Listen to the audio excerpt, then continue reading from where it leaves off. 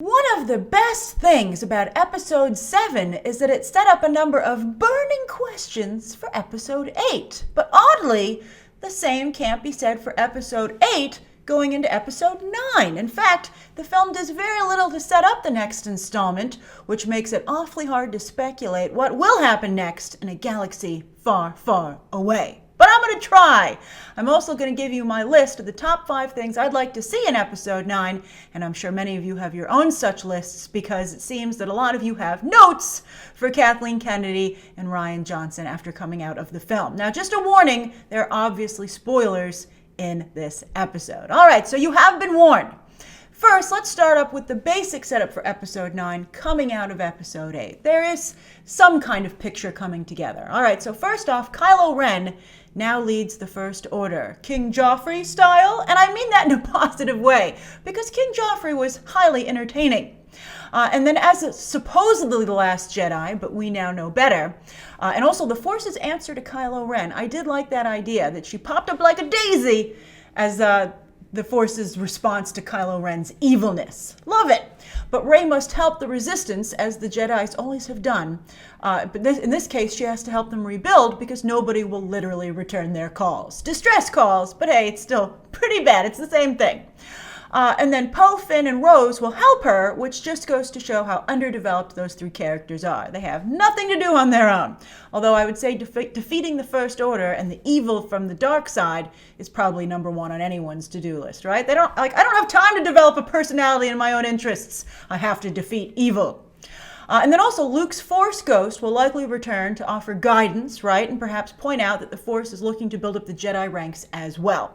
I think Mark Hamill will return. He's made it quite evident that he's not too happy about how Luke Skywalker was depicted in this movie. He quieted down a bit before the film's release, but fans remember, particularly because a number of them seem to agree with him. So, will he come back? Maybe like JJ Abrams, who we're going to talk about, he too will want a chance to right the wrong. But anyway, with the stable boy on Canto Bight, I'm not sure if, maybe they'll recruit him and the untrained will train the untrained, right? I mean, good job, Luke. That's another area where he didn't do what he was supposed to. Rey is untrained. Kylo is, I think, essentially untrained. Both their masters are dead, and I don't know who else could train them. So that would be an interesting thing to explore in Episode 9. Like, how are you going to solve this, the Force? Because apparently the Force is sentient to some degree. That would be hilarious. Will they give it like a face or something? I don't know.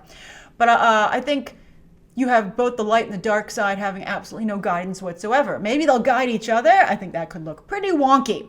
But anyway, the stable boy, that could have just been a nice moment to show that the Force is creating more Force-sensitive individuals, right? They could just leave that image there of him looking up at the stars, sweeping away alone, and just have it be a nice little moment. And as he stays in captivity, it's so horrible. All right, so anyway. Then also, somehow, Episode 9 has to say goodbye to Carrie Fisher, without Carrie Fisher in the flesh or digitally, as Lucasfilm has promised not to bring her back to life Tarkin style. I don't see why that's a problem, quite frankly, but Carrie Fisher fans feel it's particularly egregious. Then also, Daisy Ridley has said that Episode 9 will be her last Star Wars movie, which is weird, considering how slowly her story is moving along. But it's going to end after another movie. And then also, one of the reasons, again, as I just touched upon, that JJ Abrams decided to return after Colin Trevorrow. Interestingly enough, Colin Trevorrow and Kathleen Kennedy seemed to really part ways after they had to deal with, the curveball of Carrie Fisher's tragic passing. But so I wonder if that had something to do, they couldn't come to terms on how to handle that. But JJ Abrams seems to be able to do it, and a reason that he decided to come back, and also to violate his Paramount contract with Disney having to pay them a fee so that he could come back, because he's supposed to be working exclusively for that studio. Disney's like, we can't buy all the studios. Like, we'll just have to pay a small fee to Paramount for you, JJ. But he really wants to, make up for seemingly just doing a New Hope ripoff. Although a lot of people like The Force Awakens, and it seems like it even more so now that they've seen The Last Jedi. I'm fascinated by the fan response to The Last Jedi. We'll be talking about that, rest assured, but not in this video. But anyway, Rian Johnson did J.J. Abrams a favor by really setting the bar even lower for him. So what would I like to see in Episode 9? Here are my top 5 ideas. Number 1. I want Rey and Kylo Ren to both realize their full power. I mean, JJ and Kathleen decided to make them overpowered, which was debatable as to whether or not that was a good idea, but they did it.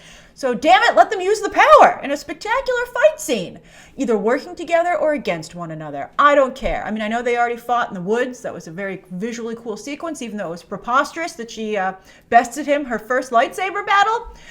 So just imagine once they've both had some kind of practice, again, I don't know who's going to train them, but imagine how cool that fight could be. I just want the most epic Force battle ever put on screen in Episode 9 between Kylo Ren and Rey. It should have been Luke's, quite frankly, and I think that's why a lot of people feel cheated in one regard about how his character is in Episode 8, but that opportunity literally faded away. All right, number 2. I would like a competent resistance and First Order. Enough of this dance! We've had the same fight for 5 movies now, because remember in the prequels there was no outright rebellion just yet. I would just like to see some legit movement on both sides and move this conflict forward. And also they're just both sides, you know, the First Order is too mustache twirling, right? And I think the Resistance is too bumbling. It's ridiculous. And also, oddly, too suicidal. All right, so number 3. Back off the female characters a bit. I love what Kathleen Kennedy has achieved, particularly in The Last Jedi when it comes to female characters. But it's just too much of them already. Like, for instance, the entire command of the Resistance is women, and the Resistance sucks. Some kind of help is the kind of help that we can do without Kathleen, right? Also, there are no female villains, and a number of fans are beginning to notice this narrative of men versus women. It's not good. I would love a wonderful female villain, you know, working for the First Order or the dark side. That would be fantastic. They had a couple in animation, and they've been very popular. So that's what I would like to see. Less women overall, and let's spread out the, you know, who's good and who's bad between the genders. Then number 4, keep the comedy. I know that's going to be controversial with some of you, but I absolutely adored it. And to me, it was one of the main things that made The Last Jedi seem fresh, even though the story seems in many ways to be stuck, both in terms of moving it forward and the same story overall and with Star Wars again and again and again. In fact, I would say the humor in The Last Jedi was as successful as the humor in Thor Ragnarok, and that it was not only very, legitimately funny, but it struck the right tone and it managed to still be respectful of the brand. I know some of you are going to say you don't agree with that, but I think whatever is disrespectful in The Last Jedi is character development and story points. It is not the humor. I thought the humor was very good. Although I was on a podcast, and I'll put a link down to it below in the video description, with Emmy-winning film critic Neil Rosen, and he pointed out that Poe Dameron's joke, which was very funny about the phone call with General Hux, was not time or era appropriate for Star Wars. That was a very modern joke in terms of phone calls and being on hold.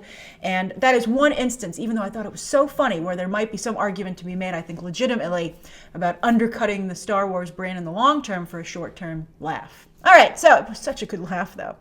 And then number 5, more Porgs. I know this is going to be controversial with some of you as well, but I absolutely love them. And now that they've escaped the Jedi Island of Octo, and they obviously breed like rabbits, will they overrun the galaxy? Will we see them on First Order ships? Boy, I would love that. That would be so funny. Because it would not only be funny, but it would be a commentary on the importance of animal control while traveling and balancing out the ecosystem. You know, whenever you travel abroad and they're like, did you bring any animals or, vegetation back with you? And you're always like, why do you have to ask that, right? Well, Star Wars could do a public service by showing you what could happen. That's so great. So that's what I'd like to see in Episode 9, and I'm very curious to hear your thoughts about Episode 9 down below, both with your speculation and your wish list, because I know, again, a number of you have notes, and I know a number of you are very happy, like myself, with The Last Jedi. I liked most of it. I thought it was very good, even though the problems, I think, are obvious. So I think we can have a really spirited discussion down here below in the comments, and I'm excited to see it. All right, and thank you so much for tuning in, and as always, you can check out some more videos right now.